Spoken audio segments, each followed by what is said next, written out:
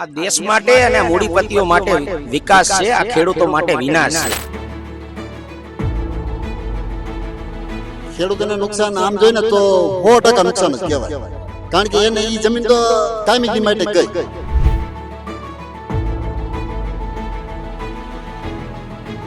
તો ખેડૂત શું લાગે છે, આ વખતની વાવણી પણ જતી કરી શકે ખેડૂત? હા, 100% જતી કરશે. લડવા માટે તૈયાર છે ખેડૂત. વાવણી 100% જતી કરશે. ગ્રામીણ માણસો જે અત્યારે જે ખેતી સાથે સંકળાયેલો છે ઈ પરિપત્ર બનાવશે કે આ ભાજપ સરકાર હવે જોતી નથી.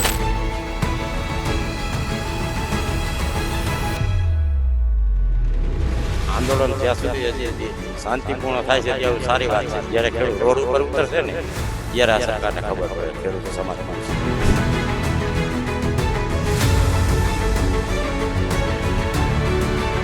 તાલુકાને એકમ બનાવશું, ગામને એકમ બનાવશું, વીમો તો આપ્યો નહીં, તો શું ખેડૂતો શું આ પોતાનો ટાઈમ બરબાદ કરી અને શું કાયમ માટે આંદોલન કરવા નવરા છે?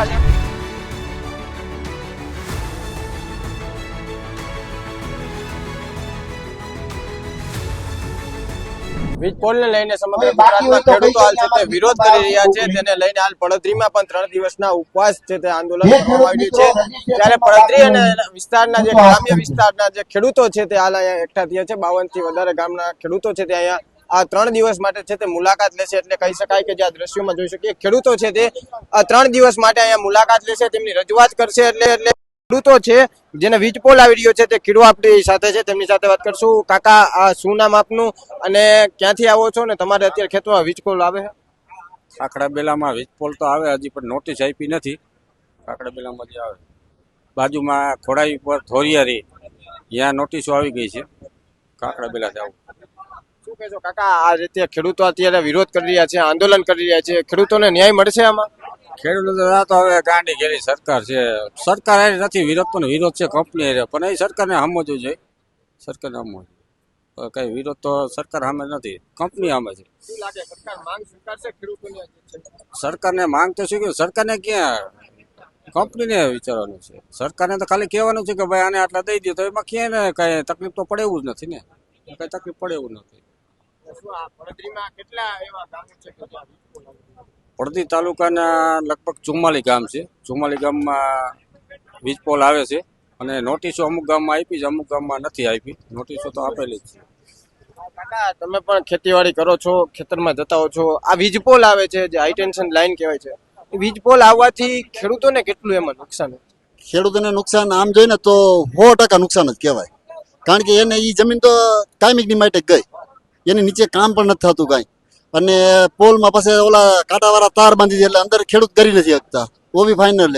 એટલે 100% ખેડૂતને આ થાંભલા નાખે ને એને નુકસાન જ છે. એમ કાકા, જે વિરોધ થઈ રહ્યો છે, ખેડૂતો લડી રહ્યા છે ગુજરાતભરમાં, જે માંગ સ્વીકારવામાં આવી છે, પરંતુ તે સરકારની જે માંગ છે, જે પરિપત્ર જાહેર કર્યો છે, તે ખેડૂતોને મંજૂર નથી. શું લાગે છે આગામી સમયમાં બીજો પરિપત્ર જાહેર કરશે સરકાર આ વિરોધ જોઈને? એ તો સરકારને આજની તો કાલ સરકારને તો કોઈ લેવા દેવા જ નથી આમાં. આ વીજ પોલમાં સરકારને કાંઈ લેવા દેવા જ નથી. હવે આપણી બોર્ડર ઉપર, એટલે જેને કે આપણો સીમાડો, આપણા સીમાડામાં રાજસ્થાનમાં જો 4 ગણું એને કરી દેતા હોય તો આપણે ગુજરાતમાં શા માટે ન કરે? એટલે સરકારને આમાં હે ને પ્રાઇવેટ કંપનીમાં કઈ લેવા દેવા, એને તો ખાલી યસ જ કહેવાનું છે કે ભાઈ ખેડૂતની માંગ તમે પૂરી કરો, બસ. અને આજે ખેડૂતો અત્યારે આંદોલન કરી રહ્યા છે, ગાંધી ચિંધ્યા માર્ગે આંદોલન કરી રહ્યા છે. શું લાગે, માંગ નહીં સ્વીકારે તો આગામી સમયમાં આ રીતે આંદોલન ચાલુ રહેશે? હા, 100% ચાલુ રહેશે રે. 100% ખેડૂત આંદોલન ચાલુ જ રહેશે રે. બસ ગાંધી જે ખેડૂતનું આંદોલન ચાલુ રહેશે, જ્યાં લગી માંગ નહીં સ્વીકારે ત્યાં લગી 100% ચાલુ રહેશે. એક કહેવાય છે કે અત્યારે વરસાદ મોડો પડ્યો છે, ઘણા વિસ્તારો છે જ્યાં, ઘણા જિલ્લાઓ છે કે જ્યાં વાવણી નથી થઈ. એટલે એક તરફ ખેડૂત વાવણીને લઈને ચિંતિત છે, તો બીજી તરફ આજે વીજ પોલ આવે છે તેને લઈને ચિંતિત છે. તો અત્યારે ખેડૂતની પરિસ્થિતિ કેવી છે કાકા? છતાંય અમે કહીને કે આ વાવણી થાય એવો વરસાદ આજ 2 દિવસ થયો છે, છતાંય માણસો અહીંયા આવી રહ્યા છે આ વીજ પોલ હાટો થઈને. વાવણી તો કાલે વવાય છે, પણ આ વસ્તુ ન્યાય છે ને એ આજીવન છે, કે આજીવનમાં આ વસ્તુ આપણને નુકસાની જઈ રહી છે. એટલે વાવણી તો કાલે વવાય છે. એટલા માટે આ જે આંદોલન કરવું પડે એ કિસાન માટે બહુ મહત્વનું છે. શું લાગે કાકા, આ કદાચ લડવું પડશે ખેડૂતને, તો ખેડૂત શું લાગે છે આ વખતની વાવણી પણ જતી કરી શકે ખેડૂત? હા, 100% જતી કરશે. લડવા માટે તૈયાર છે ખેડૂત. વાવણી 100% જતી કરશે. ચોક્કસથી કહી શકાય ખેડૂતો છે તે લડવા માટે તૈયાર છે, કહી રહ્યા છે વાવણી પણ જતી કરી શકે તેવી શક્યતાઓ છે, પરંતુ આંદોલન છે તેમનું યથાવત રહે છે. અન્ય ખેડૂતો છે તેમની સાથે વાત કરશું. આ કાકા શું કહેશો, જે પડધરી વિસ્તારમાં જે વીજ લાઈન આવી રહી છે તેને લઈને 3 દિવસના ઉપવાસ રાખવામાં આવ્યા છે, તેને લઈને શું કહેશો? હવે ખેડૂતોના જે આ પ્રતિક ઉપવાસ છે, આ જે જેતપુર ખાતેથી જે આખા ગુજરાતને દિશા દેખાડી, ખેડૂત એક છે, ખેડૂતો એક જ છે, પણ આમાં ક્યાંય ને ક્યાંય રીતે સરકાર ક્યાંય આ નિર્ભર તંત્ર સાંભળતું નથી. હવે ખેડૂતોની ઉપાધિ શું ઓછી છે? રોજ ગુણના ત્રાસ, પાક સંરક્ષણના, પાક વીમાનું, અનિયમિત વરસાદ, અતિવૃષ્ટિ, અનાવૃષ્ટિ, પોષણક્ષમ ભાવ ન મળે, દૂધના આજે પશુધન પતી ગયું, ગામડા ખાલી થઈ રહ્યા છે, અને વધારામાં તમે જો આ કેવી તાનાશાહી, ખેડૂતોને પૂછવું નથી. જેના પોતાના બાપની પેઢી હોય ને એની જેમ ખેડૂતોના ખેતરમાં થાંભલા નાખવા છે. આ જે પ્રતિક ઉપવાસ છે ને એ હવે આ ગાંધીગીરીથી આ કાંઈ આનું કાંઈ નિરાકરણ નહીં આવે ને તો આ સરકારને શું પૂજવા રાખી છે? તમે વિચાર કરો, જો અત્યારે આ પ્રાઇવેટ લિમિટેડ કંપનીઓને પૈસા દેવાના થાય છે તો પોતાના કંપનીના માનીતાઓ એની ફેવરમાં આવા પરિપત્રો બનાવશે. તો આ જો આનું નિરાકરણ નહીં આવે ને તો હવે ખેડૂતો અને ગ્રામીણ માણસો જે અત્યારે જે ખેતીયારે સંકળાયેલો છે એ પરિપત્ર બનાવશે કે આ ભાજપ સરકાર હવે જોતી નથી, ગામડામાં ઘૂસવા નહીં દે એવી પરિસ્થિતિ થાય જો આ વસ્તુનું જો નિરાકરણ નહીં આવે ને તો. આપણે નેતાઓને મત આપ્યા હોય છે, વિશ્વાસ રાખ્યો હોય છે કે આપણે 5 વર્ષ કાંઈ પણ જરૂર પડે છે તો આપણે એની ડેલી ખખડાવશું, કારણ કે આપણે સ્થાનિક જે નેતા હોય તે જ આપણી વારે આવતો હોય છે. અત્યારે કોઈ સ્થાનિક નેતા તમારી વારે આવ્યો? સ્થાનિક નેતા કોઈ આવતા નથી અને કોઈનું હાલતુંય નથી. અત્યારે માત્ર ને માત્ર આ કેન્દ્રની સરકારમાં નરેન્દ્ર મોદી ને અમિત શાહ કી એટલું જ થાય છે, કોઈનું હાલતું નથી. આ તો કહેવાતા બધા રબર સ્ટેમ્પો રાખી દઈએ, બાકી કોઈનું કાંઈ હાલતું નથી આમાં. હજી એની તાનાશાહી. તમે સરપંચ, તમે ગામડે ગામડે જુઓ કેવી વાતો કરે કે લાખો કરોડો રૂપિયાની ગ્રાન્ટ દે. સરપંચો 18,000 ગામડાની અંદરથી હું પણ સરપંચ રહેલો છું, 2 ટર્મ મેં પણ પૂરી કરેલી છે. તમે પડધરી તાલુકાના 58 ગામની અંદર તમે માર્કિંગ કરો, સરપંચોએ જમીન વેચી છે, લીધી નથી. પણ અંતે બદનામ કેવી રીતે થાય કે સરપંચોએ જમીન લીધી? ગ્રાન્ટો જ નથી આપતા, કોઈ ગ્રામીણ વિકાસ થતો જ નથી. લાખો રજૂઆત કરો તો પણ સીમિત ગ્રાન્ટ આવે. ઈ તમે મોતને માગો તે તાવ આવે. આ પરિસ્થિતિનું નિર્માણ છે. ગામડાઓ અત્યારે ખાલી થઈ રહ્યા છે. તમે વિચાર કરો, અત્યારે કને પશુપાલન કરવું પોહાય એમ છે? દૂધના પોષણક્ષમ ભાવ મળતા નથી તો શું કરે? હા, જરાસંધો બધા દૂધ પી જાય છે. તો હવે આ ખેડૂતોને જાગવાનો પૂરેપૂરો સમય આવી ગયો છે ને સમય પાકી ગયો છે. સરકાર તો એવું કહે છે કે આજે વીજ લાઈન આવે છે દેશના વિકાસ માટેની છે, કે જેનાથી આપણો દેશનો વિકાસ થઈ શકે છે, એના માટે થઈને આ લાઈન નાખવામાં આવી રહી છે. આ દેશ માટે અને આ મૂડીપતિઓ માટે વિકાસ છે, આ ખેડૂતો માટે વિનાશ છે. આ મહામૂલી જમીન ખેડૂતોએ જે એના પોતાના બાપ દાદાએ પરસેવો પાડી અને સિંચી અને પોતાના વારસદારોને આપવા આપી છે, એમાં વીજળીનો થાંભલો નાખીને તમે શું બતાવવા માંગો છો? ખરાબાની જમીન, રણ વિસ્તારની જમીન, દરિયાકાંઠાની જમીન પસંદગી કરો ને. ખેડૂતોની ફળદ્રુપ જમીને તમે શું કરવા આ થાંભલા બળજબરીથી થાંભલા નાખો? પૂરું વળતર આપવું નથી. આ જો હુકમી શું હિટલરશાહી છે? આ લોકશાહી છે. ખેડૂતોને સાચો રજૂઆત કરવાનો એને અધિકાર છે. તો સરકારે આ પરિપત્ર બહાર પાડ્યો, બરોબર. તો ખેડૂતોને જે પોતાની જમીનના જે મૂલ્ય છે, જેના એની કિંમત છે, બજાર કિંમત, એનું વળતર આપો ને. એમને પરિપત્ર જાહેર કર્યો ખેડૂતોને નામંજૂર છે, કારણ કે એમાં 200% વધારો કીધો છે. ખેડૂતો જે માંગ કરી રહી છે 400%ની છે, કારણ કે રાજસ્થાનમાં મળી શકે તો કે ગુજરાતમાં કેમ ને એવું ખેડૂતો કહે છે.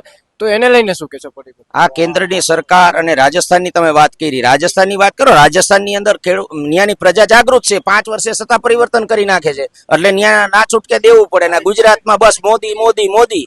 શું આયા તમે ગામડાની અંદર મોદી? કોઈ વસ્તુ થવાની નથી. એક વ્યક્તિથી થોડું શાસન ચાલે.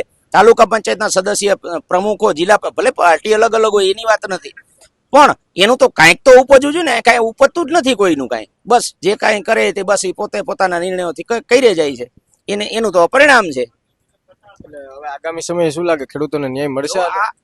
આ ગાંધીગીરી ના જે ઉપવાસ થયા, જે આ આંદોલન ચાલી રહ્યા છે, એનું નિર્ણય નહીં આવે તો ગામડાની અંદર ભાજપનો સરકારનો બહિષ્કાર કરવામાં આવશે. 2027માં ચૂંટણી આવશે એટલે એમાં તમે ભાજપનો બહિષ્કાર કરશો? બહિષ્કાર જ કરવો પડે ને. આ જો હુકમીથી જો ખેડૂતોના થાંભલાના ડબલ આવકની વાત કરી હતી, 2022માં ખેડૂતોની ડબલ આવક, પ્રધાનમંત્રી વીમા ફસલ યોજના, હર ખેત કો પાણી, આ ક્યાં ગયું? ખેડૂતોએ પોતાના ખેતરે પોતાના ખર્ચે કુવા ગાર્યા, પોતાના ખર્ચે નહેરોના નિર્માણ કર્યા, બરાબર.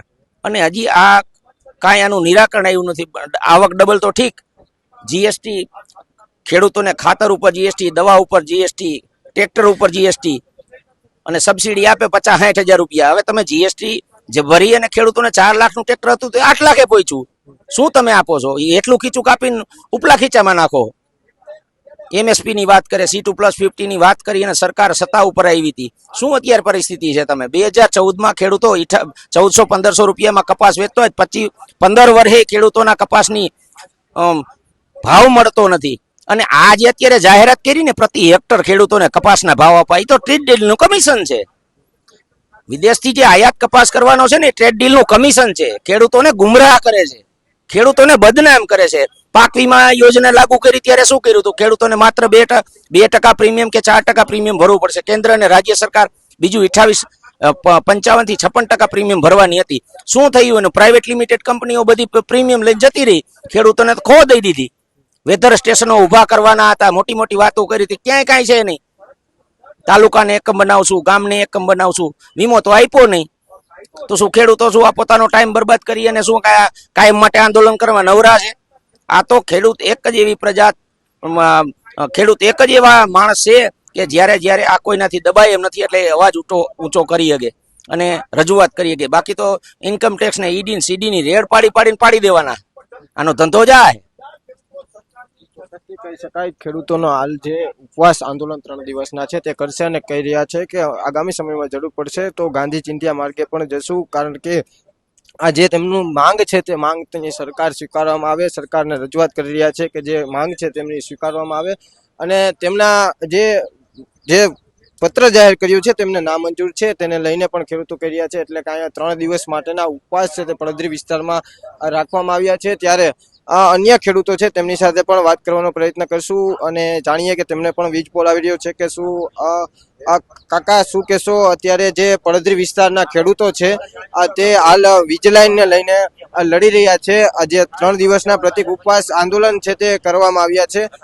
તેમાં હાલ પડદરીના કેટલા એવા વિસ્તારો છે કે જ્યાં વીજ પોલ છે તે આવી રહ્યો છે?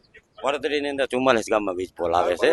હજી એ લોકોએ નોટિસ અમુક ગામમાં જ કરી છે, બાકી 44 ગામમાં આવે છે. એટલે પડદરીના લગભગ 58 ગામમાંથી 44 ગામમાં તો વીજ લાઈન આવે છે. હા. અને અત્યારે ખેડૂતો વિરોધ કરે છે, ગાંધી ચિંધ્યા માર્ગે ઉપવાસ આંદોલન રાખ્યું છે. જો માંગ સ્વીકારવામાં નહીં આવે તો આગામી સમયમાં પણ આંદોલન ચાલુ રહેશે. આંદોલન જ્યાં સુધી હજી શાંતિપૂર્ણ થાય છે ત્યાં સારી વાત છે. જ્યારે ખેડૂત રોડ ઉપર ઉતરશે ને ત્યારે આ સરકારને ખબર પડે ખેડૂત સમાજ શું છે. હજી શાંતિપૂર્ણ આંદોલન કરશું, નહીં ન્યાય મળે તો રોડ ઉપર પણ ઉતરવું પડે તો રસ્તા રોકો આંદોલન કરશું. અને અહિંસાનું આંદોલન થાય પહેલા સરકાર સમજી જાય તો સારું, નહીતર પછી સરકારને ભોગવવાનું રહેશે. કેમ સરકાર ખેડૂતોની માંગ છે તે સ્વીકારતું નથી? તમને શું લાગે, કારણ શું લાગે? સરકાર વેચાઈ ગઈ છે કંપનીમાં. ખેડૂતોની માંગ ક્યાંથી સ્વીકારે? વેચાઈ ગયેલ માણસ કોઈ દિવસ તમારું કામ કરે? વેચાઈ ગઈ છે સરકાર, એટલે ખેડૂતોની માંગ નહીં સ્વીકારે. તો આ તમે કયો વેચાઈ ગઈ સરકાર, તો ખેડૂતોને આમાં ક્યાં જવાનું? કારણ કે ખેડૂતોને કહી શકાય બિયારણમાં ભાવ વધારો થતો હોય છે, એમાં લાઈનમાં ઊભું રહેવું પડે છે, આંદોલન કરવા પડે છે, વારંવાર ખેડૂતો છે તે પીડાતો હોય છે. કેમ ખેડૂત ઉપર જ બધું થતું હોય છે? 10 વર્ષથી ખેડૂત સહન કરે છે ને, હજી સહન કર્યા રાખશે. ખેડૂતોને કાયમી માટે સહન જ કરવાનું છે. 10 વર્ષથી મોદી જયારે કેન્દ્રમાં ગયા ત્યારથી ખેડૂત સહન કરે છે. 1400 રૂપિયા તે દી હતા, આજે 1400 રૂપિયા છે. તે દી 500 રૂપિયા ખાતરના ભાવ હતા, આજે 2200 છે. ખેડૂત સહન કરતો જ આવે છે. પેસ્ટિસાઇડ દવાઓના ભાવ વધી ગયા, ખાતરના ભાવ વધ્યા, ભાવ તો ત્યાં છે ખેતીની ફસલના. એટલે ખેડૂત એક બાપડો છે એટલે સહન કર્યા રાખશે. પણ હવે સહનની હદ પૂરી થઈ ગઈ છે. હવે કદાચ ખેડૂત જે કરવાનું થાય એ કરી લેશે. શું લાગે આ રીતે જો ખેડૂત ઉપર ઓલું થતું રહેશે? તમે કહો કે ખેડૂત અત્યારે ખેતી કરવા માટે મજબૂર બન્યો છે.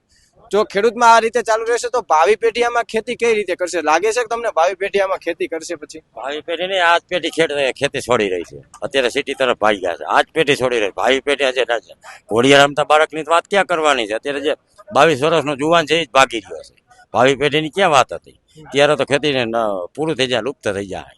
જો આ રીતે આવેલું તો કોણ ખેતી કરશે? એનો બાપ ગામ છોડીને વયો ગયો હોય તો દીકરો ક્યારથી કરવાનો? ખેતી જ નહીં હોય એની પાસે.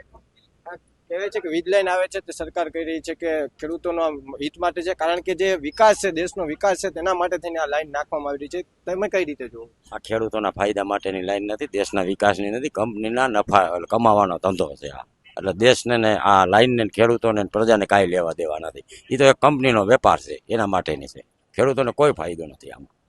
ચોક્કસથી ખેડૂતો છે તે આ વીજ પોલ જે આવી રહ્યો છે તેને લઈને હાલ ઉપવાસ માટે બેઠા છે. એટલે કહી રહ્યા છે કે હજી જો ખેડૂતોની જે માંગ સ્વીકારવામાં નહીં આવે તો આ ખેડૂતો છે તે હવે ગાંધી ચિંધ્યા માર્ગને છોડીને સમગ્ર ગુજરાતમાં છે તે ઘેરાવ કરશે. ખેડૂતો લડી લેવાના મૂડમાં છે, કહી રહ્યા છે, સ્પષ્ટપણે કહી રહ્યા છે કે અમારી માંગ છે તે સ્વીકારવામાં નહીં આવે. અને ખેતી આમાં ભાવિ પેઢી કઈ રીતે ખેતી કરશે, અમે જ ખેતી છોડવા માટે મજબૂર છીએ, કારણ કે દિવસે ને દિવસે ખેડૂતો ઉપર જે આ અત્યાચાર અને દમન થઈ રહ્યા છે તેઓ ખેડૂતો આક્ષેપ કરી રહ્યા છે કે જો દિવસે ને દિવસે આ રીતે થશે તો ખેડૂત ખેતી કેમ કરશે. અત્યારે ગામડાઓ છોડી અને લોકો છે તે શહેર તરફ વળવા માંડ્યા છે, કારણ કે ખેતીમાં અત્યારે કશું મળતું નથી. એના માટે થઈને ખેડૂતો છે તે વિરોધ કરી રહ્યા છે. એટલે કહી શકાય કે આગામી સમયમાં સરકાર દ્વારા તેમાં માંગ સ્વીકારવામાં આવે છે કે કેમ, આગામી સમયમાં આમાં શું નિર્ણય આવે છે તે જોવાનું મહત્વનું છે. કેમેરા પર્સન રાજેશ જોશી સાથે પ્રદીપ પાઠક, BS19 ન્યૂઝ, વડોદરા.